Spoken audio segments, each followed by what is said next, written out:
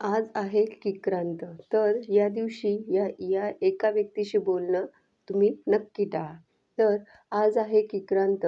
आपण मोठ्यांकडून ऐकलंच असेल, आज कर आहे, माझ्याशी भांडू नको, बोलू नको, नाहीतर माझ्याशी वर्षभर भांडणं होईल. तर किक्रांत म्हणजेच करी दिवशी बोलू तुम्ही अशा एका व्यक्तीशी बोलू नका, जिच्याशी आपलं नेहमी भांडण होत असतं. जिच्याशी आपलं अजिबात पटत नाही आणि संक्रांत हा वर्षाचा पहिला सण आहे. त्यामुळे करी दिवशी कोणाशीही भांडण करू नका. नाहीतर वर्षभर वादविवाद, भांडणं होत राहतील.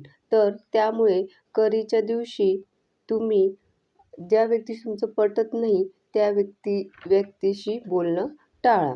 त्यामुळे तुमचं वर्ष अगदी सुखाचं जाईल.